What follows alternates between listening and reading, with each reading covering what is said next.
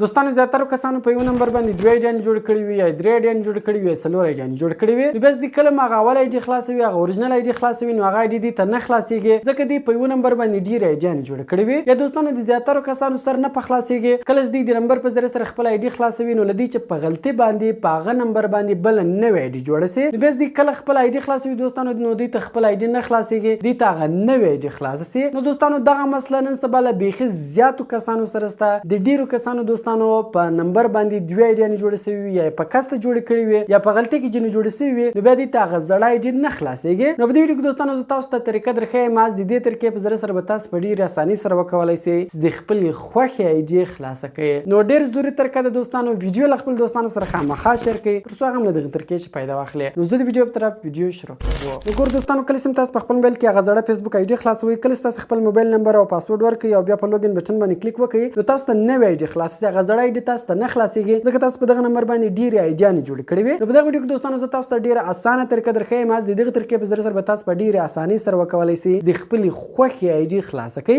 دوې طریقې درښیم که چیرې اولې طریقې کار نه وکړي نو دویمه طریقه به لازمي کار کوي. نو راځو دوستانو اولې طریقې ته اوله طریقه درښیم.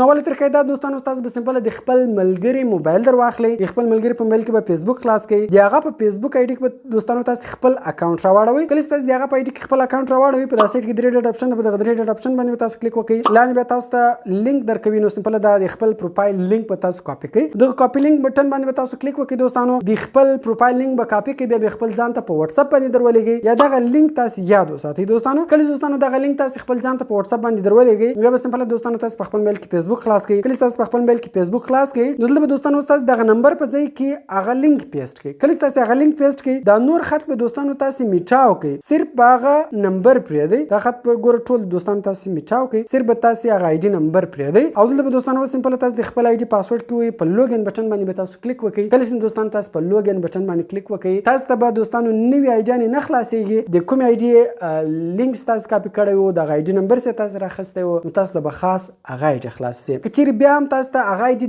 نسوه خلاصول خو دوستانو دا زه تاسو ته په ګارنټي سره وایم چې 100% به تاسو ته دغه ایډي خلاصېږي. که چیرې دوستانو بیا هم د دې طریقې په ذریعه سره تاسو ته هغه د خپلې خوښې ایډي نسوه خلاصه نو بیا به تاسو دویمه طریقه استعمالوئ. دویمه طریقه کومه طریقه ده دوستانو د دویمې طریقې لپاره به دوستانو تاسو سمپل په هغه نمبر چې تاسو هر څو ایډیانې جوړ کړي وي هر ایډي دوستانو تاسو ته خلاصېږي د هغه ایډي سیټینګ ته ځئ پرسنل انفارمیشن باندې کلیک کوئ په اکاونټ اونرشپ اینډ کنټرول باندې کلیک کوئ هغه اکاونټ پرمننت ډیلیټوئ د ټول عمر لپاره ډیلیټوئ. کله دوستانو تاسو له هغه نمبر څخه هغه نوې ایډیانې ډیلیټ کړئ نو تاسو په هغه نمبر به صرف هغه یوه ایډي پاتې سي هغه یوه اورجنل ایډي به پاتې سي نور ایډیانې به ټولې له هغه نمبر څخه ډیلیټ سي. بس کله دوستانو تاسو په هغه نمبر باندې ایډي خلاصوئ نو صرف او صرف به تاسو ته هغه زړه ایډي خلاصېږي ځکه هغه نوې ایډیانې به ستاسو له موبایل څخه تاسو له نمبر څخه ډیلیټ شوي وي. نو دوستانو دغه مسله نن سبا له بیخي زیاتو کسانو سره ستا د بیخي زیاتو کسانو په ایډي کې ستا د په یو نمبر باندې ډېرې ایډیانې جوړې کړې وي. نو د دې طریقې په ذریعه سره دوستانو دغه مسله تاسو په ډېرې اسانۍ سره حل کولی سئ. نو کوم چیرې ویډیو خوښ سي ویډیو در سره لایک کړئ له خپل دوستانو سره خامخا شیر کړئ تر څو هغه هم له دغې طریقې فایده واخلي. ملاوي کوم نور ښایسته ښایسته ویډیوګانو کې په دعاګانو کې مې یاد ساتئ. د خدای په امان.